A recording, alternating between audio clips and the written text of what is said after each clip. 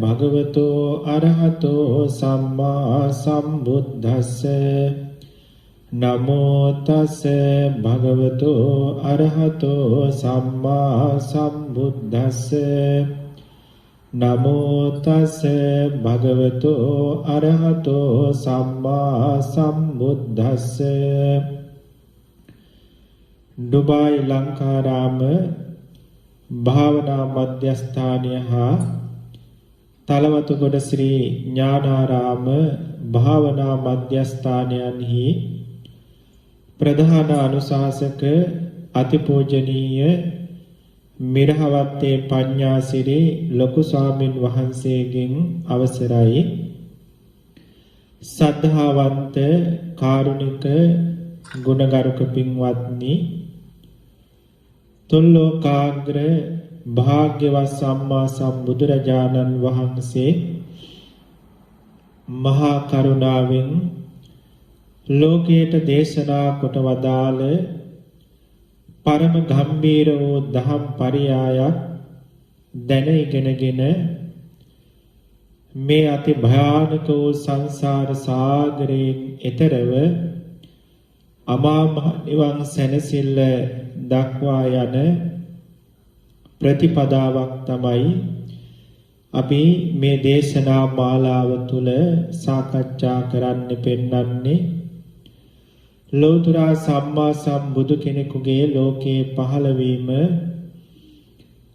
අපිට වැහුණු ඇස් අරගන්ට මුලාවෙන් මිදෙන්න අන්ධකාරයට ආලෝකයක් දල්ව ගන්නට උපකාර වෙන්නේ මෙන්න මේ පරම ගම්බීර දහම් පරියායන් ලෞතර බුදුවරු ලෝකෙට පහළ වෙලා අපට පෙන්වන හින්දා මේක බුදුරජාණන් වහන්සේ අපට පෙන්වුවේ නැත්තම් කවදාවත් අපට මෙහෙම දෙයක් තියනවා කියන එකවත් පින්වත්නි දැනගන්න වෙන්නේ නැහැ.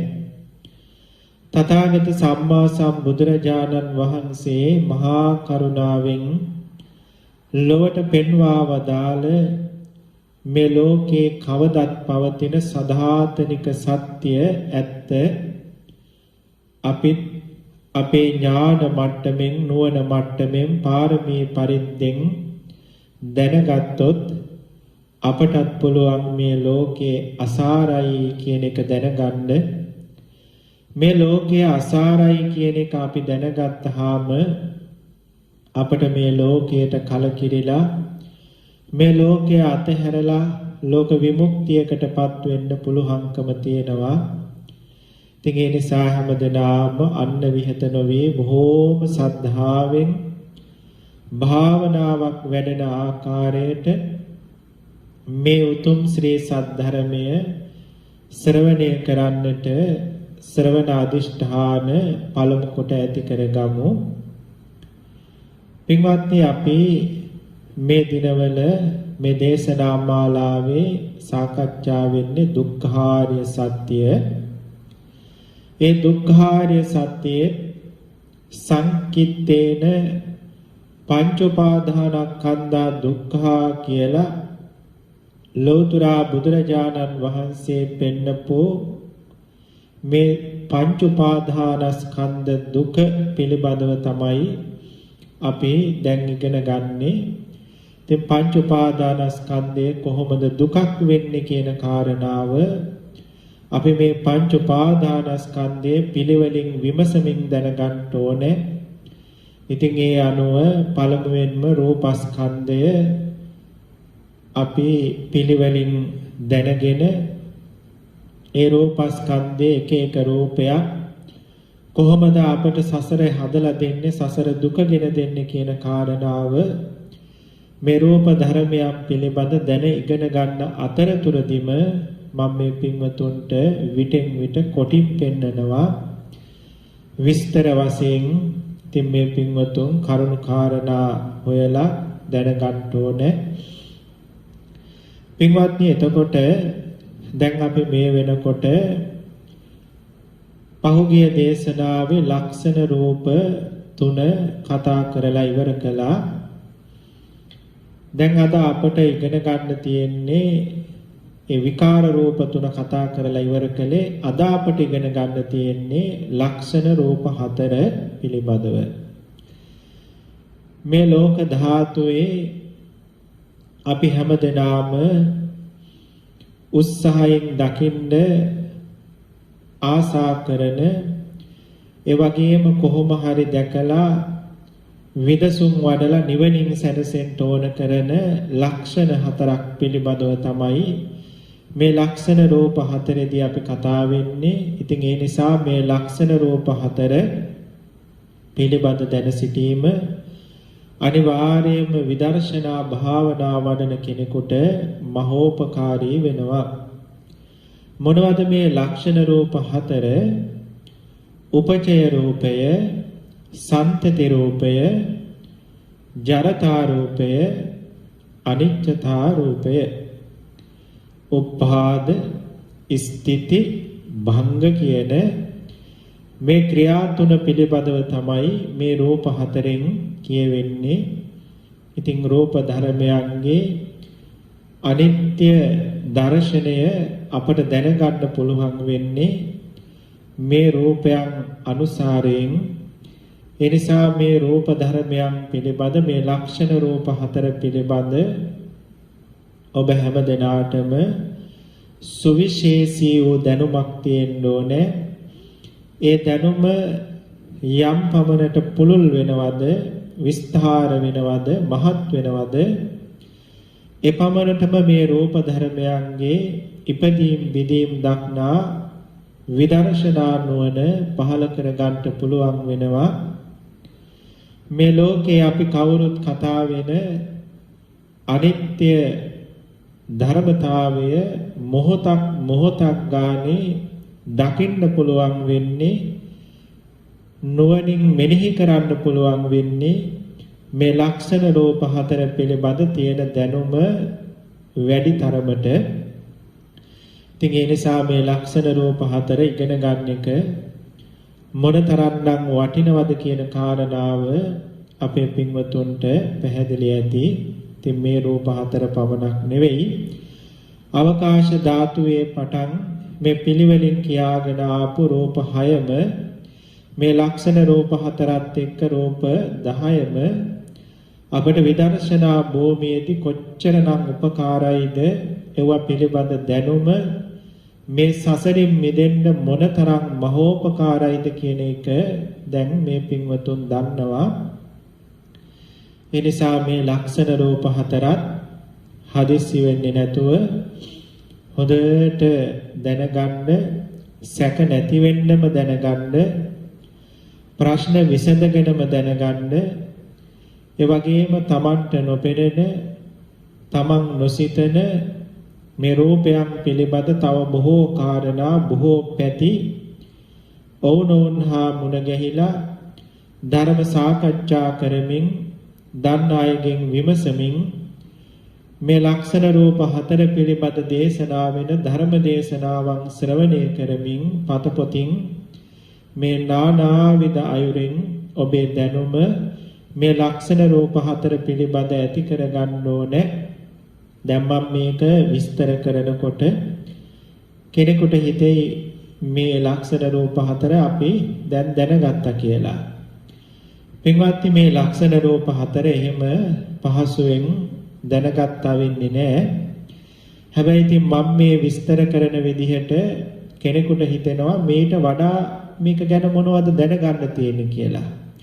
නමුත් පින්වත්නි, මේක එහෙම දැනගත්තා නම් ඔබ හැමදෙනාගේම සිත් සතන් තුළ තියෙන තණ්හා, දිට්ඨි, මාන මේ කෙලෙස් ගෙවිලා තියෙන්න ඕනේ. මේ ලක්ෂණ රූප ටික හරියට දැනගත්තා නම් බලන හැම තැනම තියෙන රූප ඉපදී බිදි යන හැටි පේන්න ඕනේ. මේ ලක්ෂණ රූප ටික හරියට ඔබ දැනගත්තා නම්, තේරුම් ගත්තා නම්, නුවණට වැටුණා නම් ඇහෙන හැම සද්දයක්ම, දිවට දැනෙන හැම රසයක්ම, කයට දැනෙන හැම ස්පර්ශයක්ම මොහොතක් ගානේ ඉපදී පැවති බිදි යන හැටි පේන්න ඕනේ. ඉතින් එහෙම පේන්නේ නැහැ කියන්නේ, එහෙම දැනෙන්නේ නැහැ කියන්නේ, එහෙම නුවණක් ඉපදිලා නැහැ කියන්නේ මේ ලක්ෂණ රූප හතර පිළිබඳ ඔබට දැනුම නැහැ කියන එකකින් ඒක පිළිබඳ ඇති වෙන දැනුම පුළුල් වෙන තරමට මේ රූපයන්ගේ ස්වභාවය අවබෝධ වෙන තරමට තමයි අපට සංසාර විමුක්තිය කරා යන්න මාවත විවර වෙන්නේ. ඒ නිසා මේ රූපයන් විස්තර කරනකොට මම ආපහු මතක් කරනවා මම විස්තර කළාට පස්සේ හිතෙයි මේට වැඩිය මේකේ මොනවද දැනගන්න තියෙන්නේ කියලා. මුළු මහත් නාම රූප සංඛ්‍යාත සකල සංස්කාර ධර්මයන්ගේ මේ මුළු මහත් විශ්ව ලෝක ධර්මයේහි මේ ලෝකේ කවදත් නොවෙනස්ව පවතින යථා භූත ස්වභාවය අපට දැනගන්න පුළුවන්කම ලැබෙන්නේ මේ රූප දැනගන්න දවසට. ඉතින් ඒ නිසා මේක ඉවර වෙන්නේ අරිහත් මාර්ගඥානය ලබන වෙලාවට මේ දැන ගැනීම. ඉතින් ඒ නිසා රහත් වෙනකම්ම මේ රූප හතර පිළිබඳ තමන්ගේ දැනුම මොහොතින් මොහොත ඥානය අවබෝධය මොහොතින් මොහොත ගැඹුරට අරගෙන යන්නට ඔබ හැමදෙනාම උත්සාහවත් වෙන්න ඕනේ. ඉතින් ඒ පිළිබඳත් මතක් කරමින් අපි බලමු මේ ලක්ෂණ රූප හතර කොහොමද කියලා මොකක්ද කියලා. පින්වත්නි ඉස්සරෝම තියෙන්නේ උපචය රූපය සන්තති රූපය කියන මේ රූප කලාප නැත්නම් මේ රූප දෙක. පින්වත්නි මේ රූප දෙක ඉගෙන ගන්නට ඉස්සර වෙලා උපමාවක් දැනගන්න ඕනේ. ඒ උපමාව තේරෙනවා නම් මේ රූප දෙක පිළිබඳ දැනුම, ඒ කියන්නේ මේ රූප දෙක මොකක්ද කියන එක තේරුම් ගන්න පුළුවන් වෙනවා. මොකක්ද උපමාව? පින්වත්නි අපි ගෙවල් ගොඩ නගලා තියෙනවා. කියන්නේ ගෙවල් හදලා තියෙනවා. දැන් ගෙයක් හදන්න පටන් ගන්න තැන ඉඳලා අවසානයේටම ගේ ගොඩ නගලා ඒ ගෙදරට දාන්න තියෙන උළුහව් ජනෙල් දොරවල් ඒ වගේම විදුලි උපකරණ මේ ආදී සියල්ලම ගෙදරට දාලා දැන් නම් ගෙදර ලොකු කුඩා අලංකාර වැඩ ආදී සියල්ල අවසානයේට තින්තද ආලේප කරලා මෙහෙම ගෙදර වැඩ සියල්ලම අවසන් කළා කියන තැනින් ගෙදර ගොඩනැගීම කියන වැඩේ අවසන් වෙනවා. මෙහෙම ගොඩනගපු ගෙදරක් ටික කාලයක් යනකොට අර දාපු දොරවල් දිරලා මාරු කරන්න වෙනවා. ඒ වගේම දාපු විදුලි උපකරණ පිච්චිලා ආපහු මාරු කරන්න වෙනවා. ගාපු තින්ත අවපැහැවෙලා අලුතෙන් ගාන්න වෙනවා. අල්ලපු මාබල් කැඩිලා මොනවා හරි හේතුවක් නිසා කැඩුනහම ආපහු දාන්න වෙනවා. එතකොට මෙන්න මේ හදලා ඉවර කරපු ගෙදර ඒ කැඩෙන එව්වා ඒ විදිහේ මෙව්වා ආපහු ගෙනල්ලා අලුතෙන් දානකොට බිච්චියක කපරාදුවක් ගැලවුණත් ආපහු කපරාදු කරනකොට ඒකට කියන්නේ ගෙදර ගොඩ නගනවා කියලා නෙවෙයි. ඒකට කියන්නේ ගෙදර ප්‍රතිසංස්කරණය කරනවා කියලා. ඒ කියන්නේ හදපු ගෙදර කැඩිච්ච දේවල් ආපහු අලුතෙන් හදන එකට කියන්නේ ගෙදර ප්‍රතිසංස්කරණය කරනවා කියලා. දැන් එතකොට පින්වත්නි ගෙදරක් ගොඩ නැගීම හා ගෙදර ප්‍රතිසංස්කරණය කිරීම කියන්නේ වෙනම කාරණා දෙකක්. ගෙයක් ගොඩනගන්න ඉන්න පිරිස ඒ ශිල්පය වෙනස් එකක්. ඒ ගොඩනගපු ගෙදර නැවත ප්‍රතිසංස්කරණය කරන්න දැන් මේ රටවල් වල ඔය වැඩ දෙකට වෙනම පිරිස් දෙකක් ඉන්නවා. ගෙදරක් ඉස්සරෝම හදන්නට වෙනම පිරිසක් ඉන්නවා, වෙනම කම්පැනි තියෙනවා. ඒ හදපු ගෙදර නඩත්තු කරන්න ආපහු කැඩෙන ඒවා අලුතෙන් හදන්න වෙනම පිරිසක් වෙනම කම්පැනියක් තියෙනවා.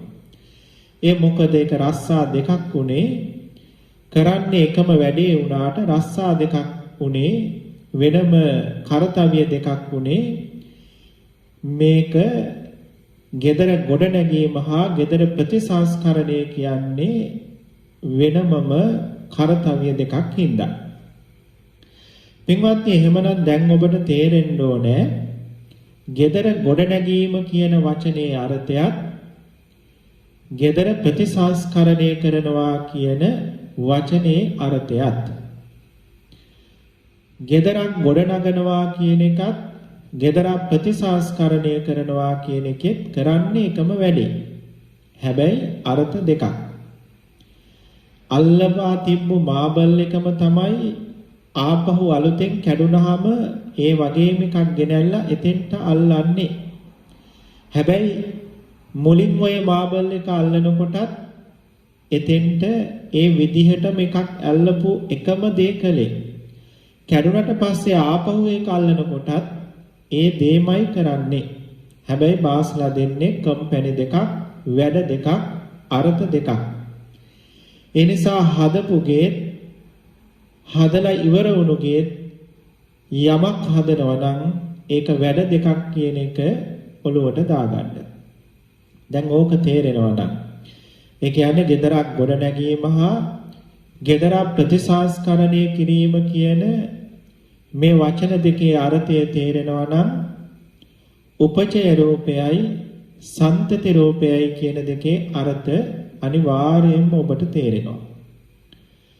පින්වත්නි මේ රූප හතර ඒ කියන්නේ උපචය සන්තති ජරතා අනිච්චතා මේ රූප හතර ලක්ෂණ රූප සියලුම රූප ගත්තාම ඒ කියන්නේ පඨවි ආපෝ තේජෝ වායෝ ආදි වශයෙන් තියෙන මේ සියලුම රූප ගත්තාම මේ හැම රූප කලාප වලටම තියෙනවා ලක්ෂණ තුනක් ඉපදීම පැවතීම හේවත් දිරීම බිඳීම කියන ලක්ෂණ තුන. ලක්ෂණ රූප කියලා කියන්නේ අන්න ඒ ලක්ෂණ වලට. ඇයි මෙවුවා වෙනමම රූපයක් උනේ? රූප කලාපයක ඉපදීම ඒ රූප කලාපය නෙවෙයි. ඒ රූප කලාපයට අයිති නොවුණු වෙනත් ක්‍රියාවක්. රූප කලාපය කියන එක කියන්නේ පඨවි ගතිය, ආපෝ ගතිය, තේජෝ ගතිය, වායෝ ගතිය කියන එක වෙනම එකක්. ඒ පඨවි ගතිය, ආපෝ ගතිය ආදී මේ පුංචි පුංචි අංශු රූප කලාප ඇති වෙනවා කියන එක, උපදිනවා කියන එක වෙනම ක්‍රියාවක්. ඉතින් අන්න ඒ ක්‍රියා ස්වરૂපය අන්නේ ධර්මතාවය තමයි පින්වත්නි මේ උපචය සන්තති කියන වචන වලින් මේ ලක්ෂණ රූප වලින් අදහස් කරන්නේ. රූප කලාපයක දිරීම ගත්තාම රූප කලාපයක පැවතීම ගත්තාම ඒ පැවතීමත් රූප කලාපයට අයිති එකක් නෙවෙයි, ඒක වෙනම ක්‍රියාවක්. පැහැදිලිද නේද? gedara කියන එක වෙනම කතාවක්, gedara හදනවා කියන ක්‍රියාව වෙනම එකක්. ඒ වාගේ රූප කලාපය කියන එක වෙනම එකක්, රූප කලාපයේ ඉපදෙනවා කියන ක්‍රියාව, රූප කලාපයේ පවතිනවා කියන ක්‍රියාව රූප කලාපයට අයිති නැති වෙනම ක්‍රියාවක්. ඒ වගේම තමයි ඒ ඉපදුණු රූප කලාපයේ පැවතිලා විඳිලා යනවා කියන එක රූප කලාපයට අයිති නැති වෙනම ක්‍රියාවක්. එතකොට මේ ඉපදීම, දිරීම, බිඳීම කියන තුන අන්‍ය රූපයන්ගේ ලක්ෂණයක් වුණත් මේ කියපු ආකාරයට ඉපදෙන, දිරෙන, බිඳෙන රූපයන්ගෙන් අන්‍ය වූ ක්‍රියා තුනක් වශයෙන් දකින නිසා අන්‍ය වූ ක්‍රියා තුනක් වශයෙන් ලැබෙන හින්දා වෙන් වූ රූප තුනක් හැටියට මේ රූපස්කන්ධය දක්වන තැන බුදුරජාණන් වහන්සේ ඒක අපට පෙන්වලා තියෙනවා. මොකද පින්වත්නි රූප කලාපයක් කියලා කිව්වට ඒ රූප කලාපේ ඉපදීම, පැවතීම, බිඳීම කියන මේ ක්‍රියාව එතන අදහස් වෙන්නේ නැහැ. දැන් ගේ කිව්වට ගේ හදන එක, ගේ නඩත්තු කරන එක වෙනම කතාවක්, gedara වෙනම කතාවක්. ඒ වාගේ මේ රූපයන් කියන එක වෙනම කතාවක්. ඒක පවතින හෝ ඉපදෙන බිඳෙන ඒක ධර්මතාවයක්. ඒ ධර්මතාවයේ ඉපැත්ම පැවැත්ම බිඳීම කියන එක වෙනම ක්‍රියාවක්, ඊට අයිති නැති වෙනම ක්‍රියාවක්. ඉතින් මම හිතන්නේ අපේ පින්වතුන්ට අමාරුවකින් තොරව මේක තේරුම් ගන්න පුළුවන් ඇති. පින්වත්නි, එතකොට මේ රූප කලාපයන් ගත්තාම ලක්ෂණ තුනයි රූප කලාපයේ තියෙන්නේ. ක්‍රියා ලක්ෂණ තුනයි. මොනවද? ඉපදෙනවා, පවතිනවා, බිඳිලා යනවා. එතකොට මෙහෙම ලක්ෂණ තුනක්ම තියෙනකොට කොහොමද මේ ලක්ෂණ රූපය හතරක් වුනේ? පින්වත්නි, මේ උපාද කියන ලක්ෂණය, ඉපදීම කියන ලක්ෂණය රූප දෙකක් වශයෙන් ගත්තු හින්දා තමයි මේක ලක්ෂණ රූප හතරක් බවට පත් උනේ. දැන් ඔන්න අර gedara මම පෙන්නපු උපමාව දැන් ඔන්න ඔළුවට එන්න ඕනේ. gedarak ගොඩ නගනවා කියන එක වෙනම කතාවක්. ගොඩ නගපු gedara කැඩෙන තැන් ආපහු ප්‍රතිසංස්කරණය කරනවා, හදනවා කියන එක වෙනම කතාවක්. ඒ වාගේ රූපයක් උපදිනවා කියන එක, මුලින්ම උපදිනවා කියන එක වෙනම කතාවක්. ඉපදුණු රූපය බිඳෙනකොට ඒ විදිහෙම ඒ පරම්පරාවේ අලුතෙන් රූප උපදිනවා කියන එක වෙනම කතාවක්. අර එකම මාබල් එක ඉස්සරෝම අල්ලනකොට gedara හදනවා කිව්වා. ඒ කැඩුණු මාබල් එක ආපහු අලුතෙන් අල්ලනකොට ඒකට ප්‍රතිසංස්කරණය කරනවා කිව්වා. මොකද ඒක වෙනම ක්‍රියා දෙකක් හින්දා. ඉතින් ඒ වාගේ මේ සත්ව ශරීරයක ඉස්සරෝම රූපයක් උපදිනකොට ඒකට උපචය කියන නමින් හඳුන්වනවා. ඉපදුණු රූපය නැවත මිදෙනකොට අලුතෙන් ඒ රූපයම ආපහු උපදිනකොට ඒකට සන්තති කියලා කිව්වා. පින්වත්නි, මං හිතන්නේ අර gedara උපමාවත් එක්ක මේ උපචය සන්තති කියන රූප දෙකේ වෙනස අපේ පින්වතුන්ගේ ඔළුවට යන්න ඇති. ප්‍රථමයෙන් ඉපදීම, වැඩිම, වැඩි පැවැත්ම කියලා රූප පිණ්ඩයක අවස්ථා තුනක් තියෙනවා. රූප පිණ්ඩයක් කියලා කියන්නේ වෙන මොකවත් නෙවෙයි අපේ මේ සත්ව ශරීරයට.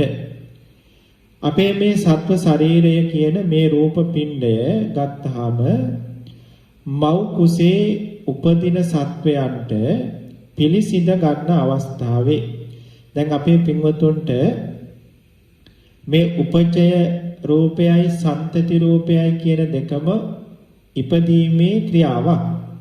හැබැයි ඒක ඉපදීමේ එකම ක්‍රියාවක් වුණාට ඒකේ ආකාර දෙකක් තියෙනවා කියන එක දැන් තේරුණානේ නේද? අර gedara උපමාවත් එක්ක. ඉතින් අන්න ඒක ඔළුවේ තියාගෙන තමයි මේ කතාව අපි ටිකක් ගැඹුරට විමසලා බලන්නේ. පින්වත්නි, දැන් මව් කුසක ඉස්සරෝම සත්වයක් උපදිනකොට ඒ පිළිසිඳ ගන්න අවස්ථාවේ අපට රූප කලාප තුනක් ප්‍රතිසන්දි විඥානයත් එක්ක උපදිනවා. මොනවාද? කාය දසකය, භාව දසකය, වස්තු දසකය කියලා. කාය ප්‍රසාදයේ පිළිබඳව අපි ඉගෙන ගත්තා. භාව රූප පිළිබඳ අපි දැන් දීර්ඝ වශයෙන් කතා කරලා තියෙනවා. ඒ වගේම වස්තු දසකය කියන හෘද වස්තු රූපය පිළිබඳත් අපි මේ දේශනා මාලාවේ දීර්ඝ වශයෙන් ඉගෙනගෙන තියෙනවා. ඔන්න ඉස්සරෝම සත්වයෙන් මව් කුසේ පිළිසිඳ ගන්නකොට ප්‍රතිසන්දි සිතත් එක්ක අම්මගේ තාත්තගේ ඒ රූප එකට එකතු වුණාම ಜಾති උන්නා කියන මකුළු වගේ ලොම් අගින් ගත්තු ගිතෙල් බින්දුවක් වාගේ ඊටාම පුංචි මේ රූප කලාප තුන ඉස්සරෝම මව් කුසක ඇති වෙනවා ප්‍රතිසන්දි විඥානයත් එක්ක.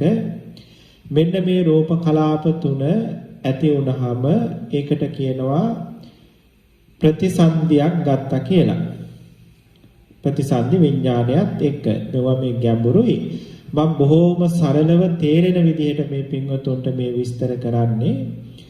එතකොට පින්වත්නි දැන් මව් කුසේ මෙහෙම රූප කලාප තුනත් එක්ක ප්‍රතිසන්දි විඥානත් එක්ක මේ රූප කලාප තුන පහළ වුණාම ඒකට කියනවා පළමුවෙන් පහළ වීම කියලා. අර gedara ගොඩ නැගුවා වාගේ. ඊට පස්සේ දැන් රූප කලාපයක ස්වභාවය තමයි ඉපදුනහම මොහොතකද නොපැවති බිඳෙන එක.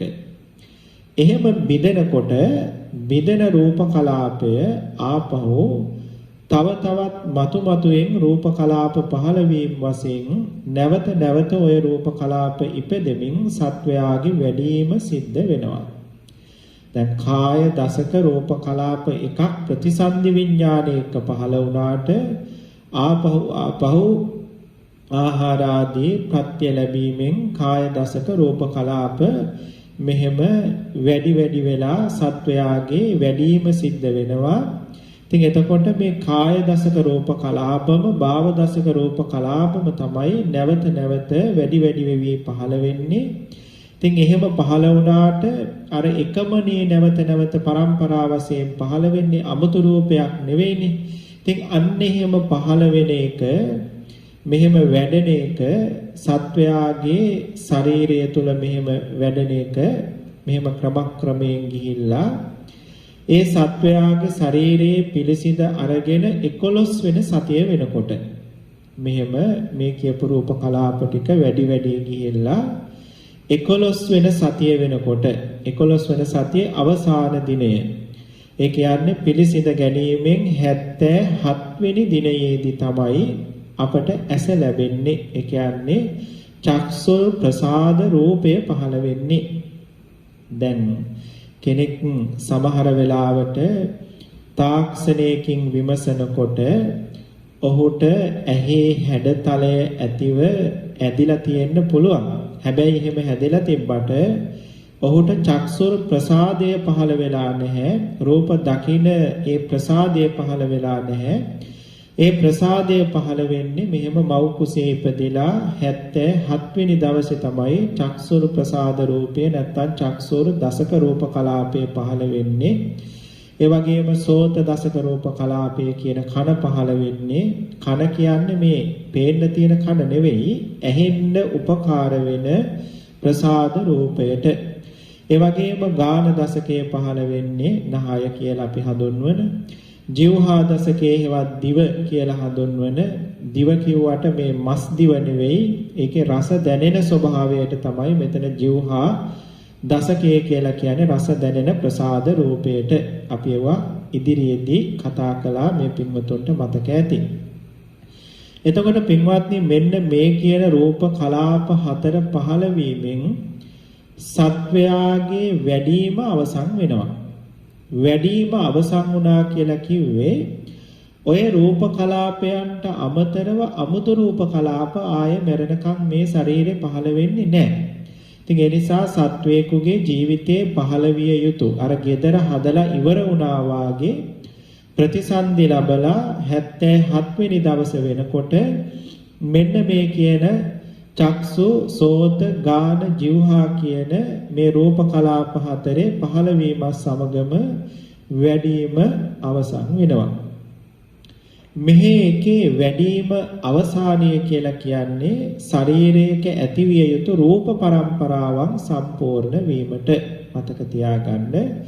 ආපහු නැවත ශරීරය වැඩෙනවා කියලා අපි අදහස් කළාට අමුතු රූප කලාප නෙවෙයි, ඔය පහළ වුණු රූප කලාපම තමයි මතුවේ විදි නැවත ශරීරයේ වැඩියෙන් පහළ වෙමින් අපි හිතන මේ ශරීරයේ වැඩිම කියන කතාව සිද්ධ වෙන්නේ.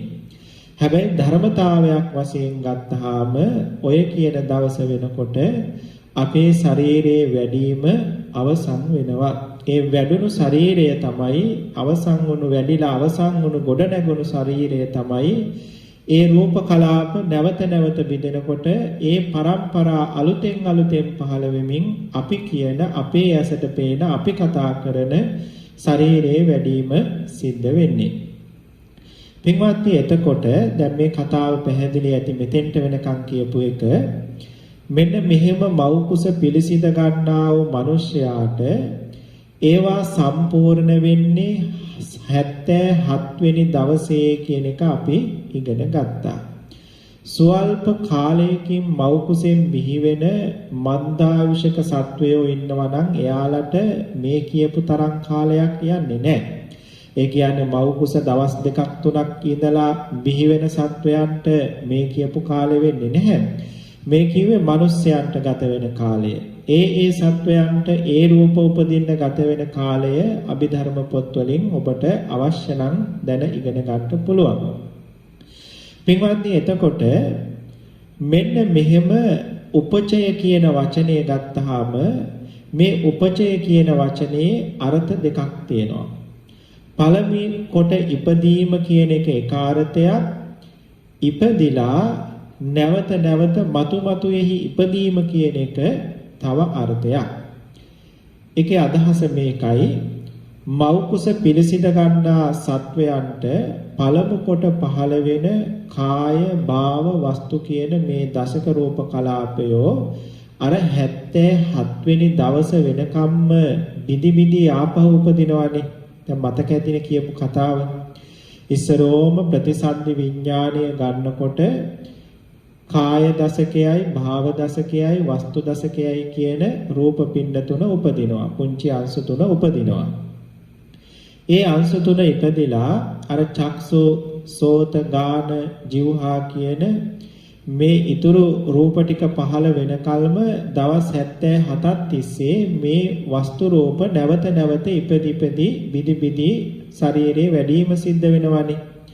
ඉතින් එතකොට ශරීරයේ වැඩිලා අවසන් වෙන්නේ 77 වෙනි දවසේ රූප ටික සම්පූර්ණ වෙන්නේ. අන්නේ සම්පූර්ණ වෙන මොහොත දක්වාම නැවත නැවත ඉපදි බිදි පහළ වීමට උපචය කියලා කියනවා. ඊට පස්සේ එතෙන් පටන් 77 වෙනි දවසේ චක්සු සෝත ගාන જીවහා කියන මේ රූප කලාප ටික පහළ වුණාම ඒ වාගේ උපාදයක් පින්වත්නි හඳුන්වන්නේ උපචය කියලා. මොකද ඒවා 77 වෙනි දවසේ තමයි ඉස්සරෝම පහළ වෙන්නේ. එහෙම ඉස්සරෝම පහළ වීමත් උපචය කියලා තමයි හඳුන්වන්නේ. දැන් ඔන්න පැහැදිලි ඇති. ඇයි මෙතන අර්ථ දෙකක් කිව්වේ කියලා. මොකද පින්වත්නි දැන් ඉස්සරෝම ගඩොලක් තියලා ගේ හැදුවාම ගේ හදලා ඉවර වෙනකම් ආපහු ගඩොල් බඳිනවනේ. ඉතින් ඒ වාගේ මේ කාය දශකයයි භාව දශකයයි වස්තු දශකයයි කියන පුංචි අංශ තුන ප්‍රතිසන්දියත් එක්ක ඉස්සරෝම පහළ වුණාම උපචය කියනවා. හැබැයි සම්පූර්ණ නැහැනේ ශරීරය සම්පූර්ණ වෙන්නේ ගේ හදලා ඉවර වෙන්නේ 77 වෙනි දවසේ නම් ඒ වෙනකල්ම මේ රූප නැවත බිදි පහළ වුණත් සම්පූර්ණ ගයක සිදු නොවුණු නිසා කය සම්පූර්ණ නොවුණු නිසා පින්වත්නි එතන ඒ පහළ වීමත් උපචය කියන එකටම තමයි හඳුන්වන්නේ. මොකද ඉස්සරෝම ගඩොලක් තියලා බිච්චියක් බැඳලා ගේ වැඩ අවසන් කරන්න ඉස්සර වෙලා ඒ බිච්චියම ආපහු හදිසියේ මොකක් හරි හේතුවක් නිසා කැඩුනොත් ආපහු ඒ බිච්චිය බදිනකොට ප්‍රතිසංස්කරණය කරනවා කියන්නේ ඇයි ගේ හදලා තාම ඉවර නැති හින්දා. ගේ හදලා ඉවර වෙනකම්ම කඩ නැවත හැදුවත් ඒ හැම දෙයකම කියන්නේ ගේ ගොඩ නගනවා කියන එක මිසක ප්‍රතිසංස්කරණය කියලා නෙවෙයි. අන්න ඒ වාගේ තමයි මව් කුසේ උපදිනකොටම පහළ වෙන පළවෙනි රූප පින්න තුන අර 77 වෙනි දවස වෙනකන් නැවත ඒකම උපන්නත් ශරීරයේ සම්පූර්ණ නැති නිසා හඳුන්වන්නේ උපචය කියන නාමයෙන්මයි. අර කියන 77 වෙනි දවසේ ශරීරයේ පහළ විය යුතු රූප සම්පූර්ණ වුණාට පස්සේ ඊට පස්සේ පහළ වෙන රූප හඳුන්වන්නේ වෙනම නමකින් අර ප්‍රතිසංස්කරණය කියන වචනය වාගේ වෙනම නමකින් ඒකට සන්තති කියලා කියනවා. එහෙමනම් උපචය කියන වචනේ තේරුම දැන් ඔබට තේරෙන්න ඇති. පින්වත්නි එතකොට සංසේදජ සත්වයන්ගේ ඒ වගේම ඕතපාතිකව පහළ වෙන සත්වයන්ගේ ප්‍රතිසන්දිශනයේහි පහළ වෙන රූපයන්ගේ උපාදේ තමයි පළමු කොට ඉපදීම කියන්නේ. වැඩිම වශයෙන් ඉපදීම කියන එක ඊළඟ අර්ථය. ඉතින් මෙවුවා අපි වැඩිපුර සාකච්ඡා කරන්න යන්නේ නැහැ. එතකොට අපේ පින්වතුන්ට මේ දුක්ඛාරි සත්‍ය දේශනාව ටිකක් ගැඹුරු වෙන්න පුළුවන්, අභිධර්ම පාඩමක් වෙන්න පුළුවන්. නමුත් පින්වත්නි දැනගන්න මේක දැනගෙනම ඉන්න ඕනේ. යම් කිසි වෙලාවක සත්වේකුගේ ප්‍රතිසන්දි විඥානයත් එක්ක පහළ වෙන යම් රූප පින්ඩ ටිකක් වෙත්නම් ඒ රූප පින්ඩ ටිකේ පළවෙනි පහළවීම උපචය කියලා හඳුන්වනවා. ශරීරයේ සම්පූර්ණම රූප ටික පහළ වෙනකන් ඒ පහළ වුණු රූප නැවත නැවත ඉපදිපිදි පහළ වුණත් ඒකට කියන්නේ උපචය කියලාමයි. සම්පූර්ණ උනාට පස්සේ පහළ වෙන රූප කලාපයන්ගේ උපාදයට කියන්නේ සන්තති කියලා. එහෙමනම් උපචය සන්තති කියන වචන දෙකේ අර්ථය අරගේ ගොඩ නැගීම හා ප්‍රතිසංස්කරණය කිරීම කියන වචන දෙකට සමානයි. ඉතින් ඒ අනුව ඔබට මේ වචන දෙකේ අර්ථය මේ රූප දෙකේ ස්වභාවය තේරුම් ගන්න පුළුවන් වෙයි. ඇයි මේ රූප දෙක මෙහෙම බුදුරජාණන් වහන්සේ පෙන්වුවේ කියන එක අපි තව ටිකක් පස්සේ සාකච්ඡා කරමු සන්තති රූපයත් ඉගෙනගෙන. පින්වත්නි සත්වයන්ගේ සංධානයක ඇතිවිය යුතු රූප පරම්පරා සියල්ල සම්පූර්ණ වුණාට පස්සේ ඒ රූප පිණ්ඩය පවතින්නේ පරණ වෙලා නිරුද්ධ වෙන රූප කලාප වෙනුවට නිරතුරුවම අභිනව රූප කලාපයන් උපදින හින්දා අපේ ශරීරයක් ඉස්සරෝම පුංචි පුංචි අංශු වලින් හැදුනට මේක හැමදාම අවුරුදු 100ක් පවතිනවා නෙවෙයි.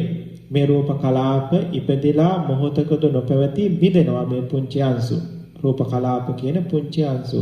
ඉතින් එහෙම බෙදෙන්න ඒ වගේම රූප කලාප නිරතුරුවම අතරක් නැතුව නැවත උපදින නිසා තමයි මේ රූප පිණ්ඩය සත්ව ශරීරය බොහෝ කල් පවතින එකක් වාගේ අපට පේන්නේ. එතකොට සත්වයන්ගේ సంతානයේ රූප සම්පූර්ණ වුණාට පස්සේ ඒ సంతානයේ නැවත උපදින රූපයන්ගේ උපාදයට තමයි සන්තති කියලා කියන්නේ.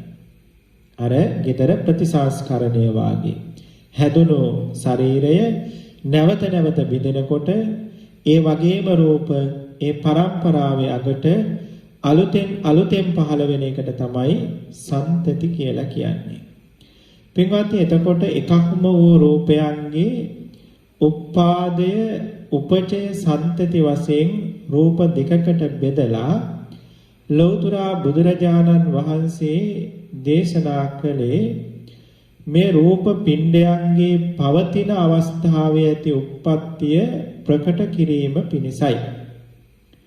දැන් ප්‍රථමයෙන් පහළ වීම සත්වයන්ට ප්‍රකටයි. ඔන්න මව් කුසේ ඉපදුනා, මව් කුසේ පහළ වුණා, හැදුනා කියන එක ප්‍රකටයි. දැන් ගෙදරක් හදනකොට ගෙදරක් හැදුවා කියන කතන්දරේ, හදනවා කියන කතන්දරේ, අලුතින් ගෙදර උපදිනවා කියන කතන්දරේ ප්‍රකටයි. හැබැයි හදපු ගෙදර ආපහු කැඩෙන්න ප්‍රතිසංස්කරණය කරනවා කියන එක බාහිරේ අයට පේන්නේ නැහැ. ඒක දන්නේ ගෙදර ඉන්න අය ටික. හැබැයි බාහිරේ මිනිස්සුන්ට ගේ හදනකොට ගේ හදනවා කියලා පිනුනා මිසක ගේ හදලා වැඩ ඉවර වෙලා පදිංචි වුණාට පස්සේ ආපහු ගෙදර කැඩෙනවා ප්‍රතිසංස්කරණය කරනවා කියන කතාව පිටින් බලාගෙන ඉන්න අයට පේන්නේ නැහැ. ඒක අප්‍රකටයි. ඒ වගේ සත්වයෙකුගේ පළමු කොට පහළවීම ඉපදීම කියන එක සත්වයන්ට ප්‍රකටයි පේනවා. හැබැයි ඉපදුනාට පස්සේ මොහොතක් ගානෙත් ආපහු උපදිනවා කියන එක පේන්නේ නැහැ. ඒක අප්‍රකටයි. මෙන්න මේ වැඩිම වශයෙන් අලුතෙන් රූප පහළවීම ප්‍රකට වුණාට වැඩිලා පවතින අවස්ථාවේදී අභිනවයෙන් රූප ඇති වෙන බව සත්වයන්ට ප්‍රකට නැහැ. එකම උත්පාදය මෙහෙම නම් දෙකකින් ලෞතර බුදුරජාණන් වහන්සේ දේශනා කළේ මෙන්න මේ පවතින අවස්ථාවේදී රූපයන්ගේ උප්පාදය ලෝකයට ප්‍රකට කිරීම සඳහායි. උපචය සන්තති කියන දෙකම එකක් කොට කියනකොට ඒකට ಜಾති රූප කියලා අභිධර්මයේ හඳුන්වනවා. පින්වත්නි එතකොට මෙන්න මේ කිව්වේ කර්මජ රූපයන් පිළිබඳ උපචය සන්තති රූප. එතකොට චිත්තජ ඒ වගේම ඍතුජ ආහාරජ කියන්නේ සිත නිසා හටගන්න ඍතුව නිසා හටගන්න ආහාරය නිසා හටගන්න රූපයන්ගේ පළමු කොට පහළ වීම වැඩිම පැවැත්ම කියන අවස්ථා තුනක් තියෙනවා. ඒ රූප පරම්පරාවලත් පළමුවන රූපයන්ගේ පහළවීමත් වැඩිම වශයෙන් පහළවන රූපයන්ගේ උත්පාදයක් උපචය රූපය කියලා හඳුන්වනවා.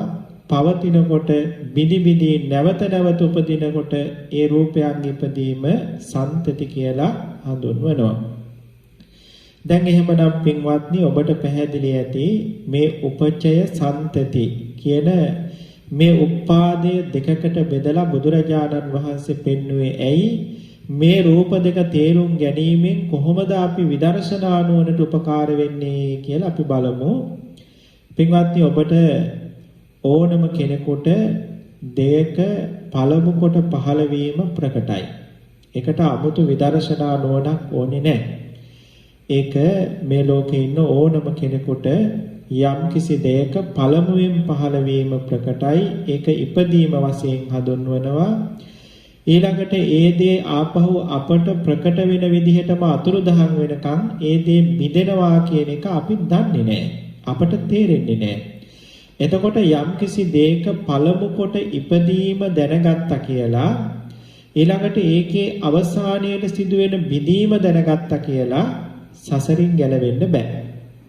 ඒ කියන්නේ මව් කුසක පළමු කොට පහළ වීම ඉපදීම කියලා දැනගත්තා කියලා අවසානයේට අවුරුදු 50ක් 60ක් ජීවත් වෙලා මේ රූපකය බිඳිලා මහ පොළොවට පස් වෙලා ගියා කියන මේ බිඳීම දැනගත්තා කියලා සසරින් ගැලවෙන්නේ නැහැ. එහෙමනම් අර පළමු කොට පහළ වීම කියන ඒ උපාදය දැනගත්තා කියලා සසරින් මිදෙන්න පුළුවන් කමක් නැහැ.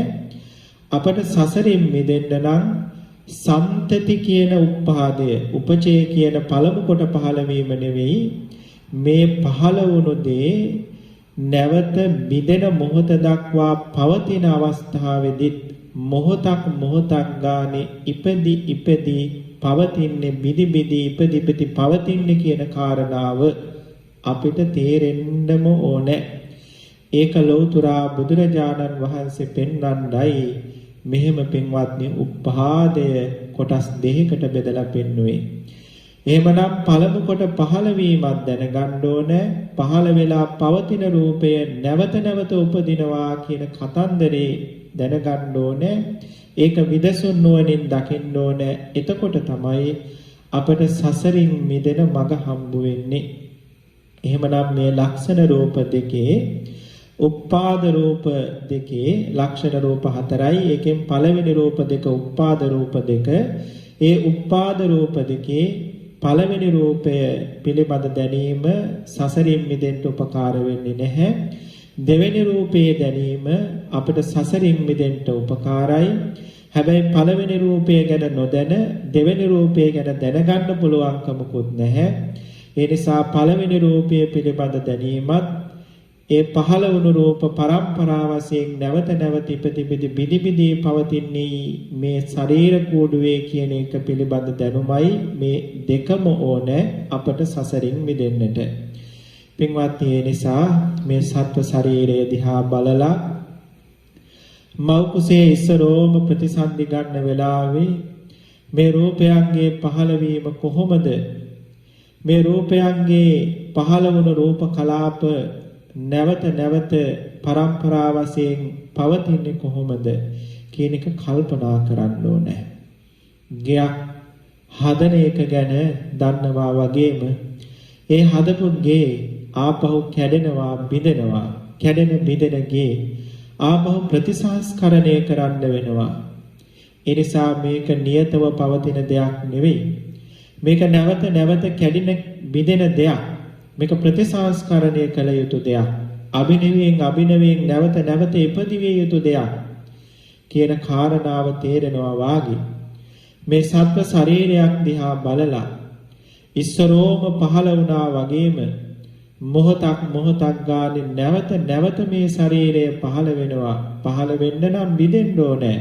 ඒ නිසා මේ ශරීරයේ බිඳීමත් පහළ වීම අනුව ප්‍රකට කරගෙන මෙහෙම පවතින ශරීරයේ පවතින වස්තුන්ගේ පවතින දේවල් වලත් නැවත ඉපදීමක් තියනවා කියන කාරණාව.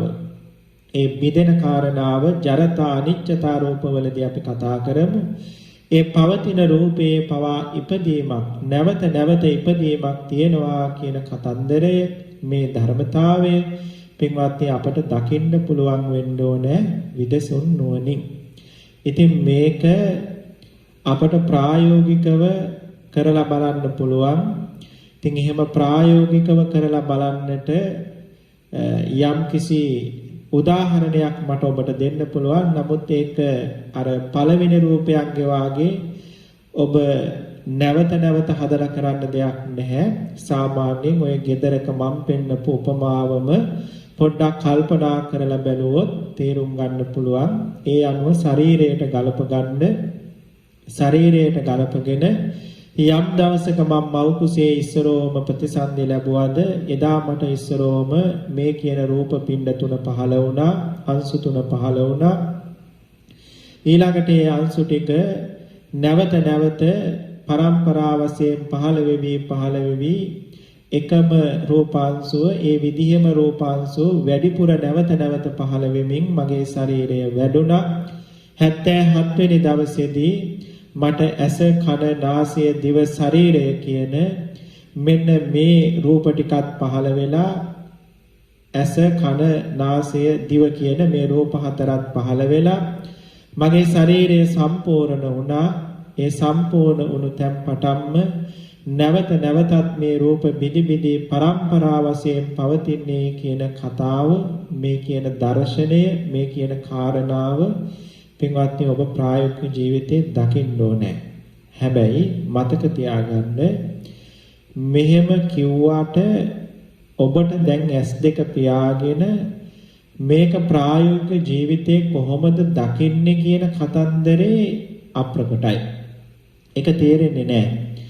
ඒක තේරෙන්න මීට වැඩියේ තව කාරණා ටිකක් ඉගෙන ගන්න තියෙනවා. ඉතින් ඒක ඔබට භාවනාව කියලා දෙන භාවනා ගුරුවරයා විදර්ශනා භාවනාව දෙන කර්මස්ථාන ආචාර්යවරයා ඔබ දවසක භාවනා කරනකොට කියලා දෙයි. මේ උපචය සන්තති කියන රූප දෙකම විදසුන් නුවණින් S2 පියාගෙන කොහොමද බලන්නේ කියන කතන්දරය, කොහොමද නුවණින් භාවනාවෙන් සිහිපත් කරන්නේ කියන කතන්දරය ඒක පැහැදිලි කරන්න දිග කතාවක් ආපහු දේශනා කරන්න වෙනවා. වෙනම ධර්ම කාරණා ටිකක් පෙන්වන්න වෙනවා. ඉතින් එතකොට මේ චතුරාර්ය සත්‍ය ධර්ම දේශනාව වෙනම පැත්තකට යනවා. ඉතින් ඒ නිසා මම කාරණා මතු කරලා ඔබට දෙනවා. මේ දෙන කාරණාවලට කරුණු එකතු කිරීම, මස් ඇලවීම, වැඩි දැනුම හදා ගැනීම පින්වත් ඔබ සතුයි. පින්වත්නි එහෙමනම් ඔන්න අද අපි වටිනා රූප දෙකක්, වටිනා දහම් පරයයක් දැනගත්තා. මොනවද?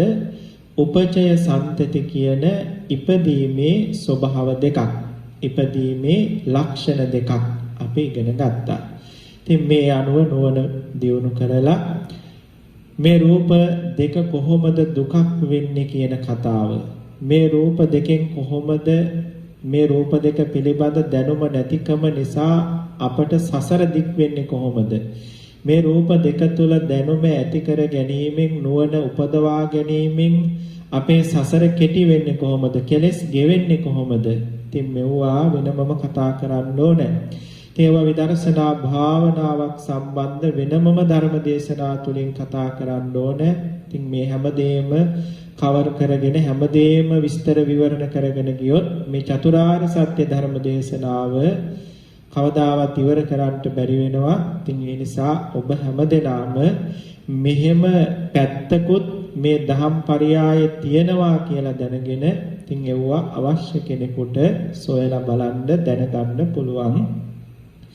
පින්වත් එහෙමනම් අද දවසේ මේ ඉගෙනගත්තු දහම් පරයයත් නුවණින් මෙනෙහි කරලා කරුණු දැනගෙන විදර්ශනා කරලා කොහොම හරි මේ දුක පිරිසිඳ දකින්නට මේ රූපස්කන්ධය දුකක් වෙන්නේ කොහොමද කියන එක අවබෝධයෙන් දකින්නට ඔබ හැම දිනාටම ශක්තිය බලය වාසනාව නුවණ පහළ වේවා කියලා අපි ආශිර්වාද කරනවා. අදත් මේ උතුම් සද්ධර්ම දේශනාව ශ්‍රවණය කරලා ජනිත කරගත් උතුම් කුසලානිසංස ධර්ම බලයෙන් පින්වත් ඔබ හැම දිනාටම නිදුක් නිරෝගී භාවයේ චිරජීවනයේ උදාපත් වෙලා කායික මානසික සැනසෙල්ල සුවසේ පාරමී පුරා නිවන් මගම යා ගන්නට ලැබේවා කියලා අපි මෛත්‍රියෙන් ආශිර්වාද කරනවා. ඒ වගේම අපේ ගෞරවනීය මිරහවත්තේ පඤ්ඤාසිරි ලොකු ස්වාමීන් වහන්සේටත් මේ උතුම් පින් අනුමෝදන් වෙලා සසුන් ගුණ පිළිවෙත් පුරාගෙන නිවන් පුරම වඩිත්වා කියලා අපි මෛත්‍රියෙන් පින් දෙනවා. සියලුම කල්යාණ මිත්‍ර ගුණ ඇති උතුමන් වහන්සේලාටත් මේ උතුම් පින සසර දුක් ගිරිනවා සසුන් කෙත බබළුවා නිවන් පුරම වඩින්නට උපකාර වේවා කියලා අපි මෛත්‍රියෙන් පින් දෙනවා. ඒ වගේම අපේ දුබායි ලංකාරාම භාවනා මධ්‍යස්ථානයේ සභාපතිතුමන් ඇතුළු දායක මණ්ඩලයේ හැම දෙනාටම සිව්පස දායක කාර්කාදී පින්වත් හැම දෙනාටම සංඋපස්ථාන කරන අපේ මහත්තුරු ඇතුළු සහ සම්බන්ධ වෙන හැම දෙනාටම අපේ පින්දිය පවත්වන්නට නම් අයුරෙන් උදා උපකාර කරන හැම දෙනාටම මේ උතුම් පින් අමා නිවන් සැනසෙල්ලටම පාරමිතාවක් වේවා කියලා අපි ආශිර්වාද කරනවා. ඒ වගේම පින්වත්නි අද මේ සිදු කරගත් කුසල් බලය අපේ මාතෘ භූමියටත් අපි ජීවත් වෙන දේශයටත් මුළු මහත් ලෝකයටත් සැනසෙල්ල පිණිස පවතිවා. අහස පුරා වැඩ ඉන්න දිව්‍ය රාජ මණ්ඩලයටත් නමින් මියගිය ඥාතීන්ටත් සැනසෙල්ල පිණිස නිවන් පිණිස මේ පින් උපකාර වේවා කියන මෙසිතෙන් දෙවියන්ට ඥාතීන්ට පින් අනුමෝදන් කරමු. ඉදම්මේ ඥාතීනං හෝතු සුඛිතා හොන්තු ඥාතයෝ ඉදම්මේ ඥාතීනං හෝතු සුඛිතා හොන්තු ඥාතයෝ ඉදම්මේ ඥාතීනං හෝතු සුඛිතා හොන්තු ඥාතයෝ ආකාසට්ඨා ච භුම්මණ්ඨා දේවානාගා මහින්దికා පුඤ්ඤන්තං අනුමෝදිත්වා චිරන් රක්ඛන්තු ශාසනං චිරන් රක්ඛන්තු දේශනං චිරන් රක්ඛන්තු මම් පරන්ති.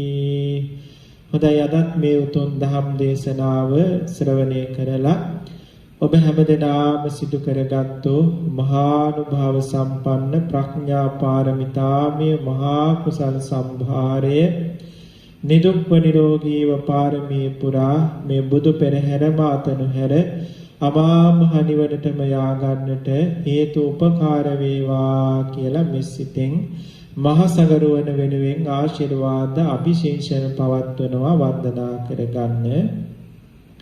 අභිවාදන සීලිස නිච්ඡං වද්ධාපචායිනෝ චත්තාරෝ ධම්මා වඩ්ඩಂತಿ ආයුවන්නෝ සුඛම් බලං ආයුරාෝග්‍ය සම්පatti සග්ග සම්පatti මේවච අතෝ නිබ්බාන සම්පatti මිනාති සමිඤ්ඤතු සුපති සුපති. සාදු සාදු සාදු. අභ්‍යන් ස්වාමීන් වහන්සේ වන්දනා කර සිටිමු. ඕකාස වන්දාමි බන්තේ මයා කතම් පුඤ්ඤං සාමිනා අනුමෝදි තබ්බං සාදු සාදු. සාමිනා කතං පුඤ්ඤං මයන්දා තබ්බං සාදු අනුමෝදි තබ්බං සාදු සාදු අනුමෝදාමි. ඕකාසු ද්වාරත්තේන කතං සබ්බං අච්චයං කමතමේ බන්තේ කබාමි කමිතබ්බං ඕකාස කමාමි බන්තේ ဒုတိယံ පි ඕකාස කමාමි බන්තේ තතියම්පි ඕකාස කමාමි බන්තේ සාදු සාදු සාදු. සීලවන්තං ගුණවන්තං පුඤ්ඤක්ඛිතං අනුත්තරං දුල්ලබේන මයා ලද්දං පස්සිතුං වන්දිතුං වරං සාරිපුත්තාදි තේරාණං ආගතං පටිපාටියා සද්දා සීල දයා වාසං බුද්ධ පුත්තං නමාමහං සාදු සාදු සාදු. අවසරයි ස්වාමීන් වහන්සේ, තථාගත බුදුරජාණන් වහන්සේ විසින් දේශනා කරන ලද චතුරාර්ය සත්‍ය ධර්මයන් මනාව අවබෝධ කරගෙන තමා තුළින් එම ධර්මය සාන්දෘෂ්ටිකව අවබෝධ කර ගැනීමට ඊටාම සරලව කියා දෙන ආර්ය සත්‍ය සම්මර්ෂණ විදර්ශනා ක්‍රමය යන මාතෘකාව යටතේ පවත්වන දේශනා මාලාවේ අද දින දේශනයයි මෙසේ අවසන් වූයේ. ඉතින් පින්වත්නි, අද දින දේශනය මෙසේ නිමා කරමින් අප විසින් රැස් කරගත්තා වූ සියලුම කුසල ධර්මයෝ ගෞරවනීය ස්වාමීන් වහන්සේට වහවහ චතුරාර්ය සත්‍ය අවබෝධය පිණිසම හේතු වාසනා වේවායි මෙත්සිතින් ප්‍රාර්ථනා කර සිටිමු. ඒ වගේම ස්වාමීන් වහන්සේ මේ ශාසනයට දායාද කළ දෙමාපියන් වහන්සේලා, සියලුම කල්යාණ මිත්‍ර ස්වාමීන් වහන්සේලා, ස්වාමීන් වහන්සේ රැකබලා ගන්නා වූ දායක කාරකාදීනොත් මේ සියලුම කුසල ධර්මයෝ එකසේ අනුමෝදන් වේවායි ප්‍රාර්ථනා කර සිටිමු.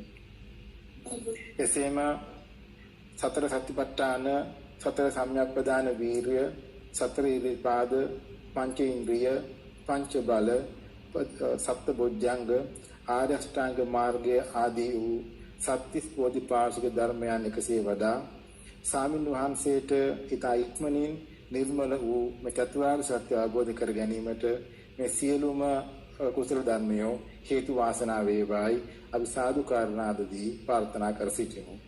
සාදු සාදු සාදු.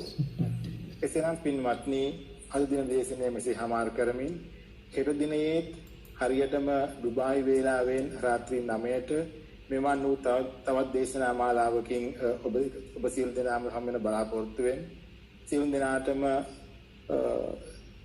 තෙරුවන් සරණ ප්‍රාර්ථනා කරමින් අද දින දේශනය මෙසේ සමාප්ත කරනවා.